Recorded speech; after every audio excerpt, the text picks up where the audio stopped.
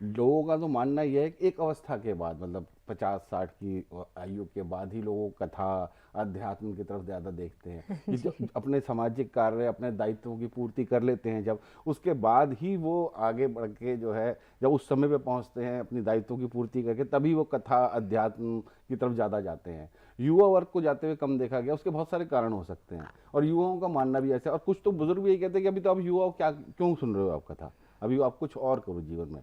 तो क्या इसका भी कोई एक कारण है कि युवा कम जा रहे हैं? होश आता है बशर को उम्र ढल जाने के बाद, और वक्त की कीमत समझता वक्त के जाने के बाद।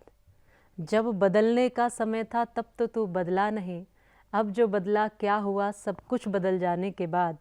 आज तो बेमोल तुझको दे रहे हैं दात सब, पर लोग जाने क्या कहेंगे कल तेरे जाने के बाद। तो जब समझने का समय है तभी समझना पड़ेगा। यदि हमने बुढ़ापे में कुछ जान भी लिया, समझ भी लिया, तो उसका कोई लाभ नहीं है।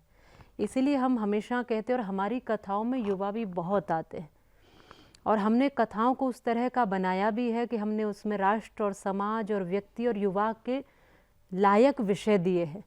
क्योंकि युवा को लगता है कि भजन तो बुढ़ापे का विषय है, युवा को लगता है कथा बुढ़ापे में सुन लेंगे, भक्ति बुढ़ापे में कर लेंगे, ये तो समय है पैसा कमाने का, नाम कमाने का।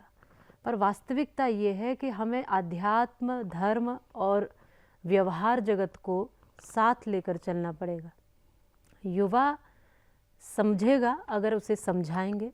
सुनने के लिए बचपन से ही हम जब शुरू करते हैं, बच्चा सुनना पहले सीखता है, पहले बोलना नहीं सीखता, पहले सुनना शुरू करता है।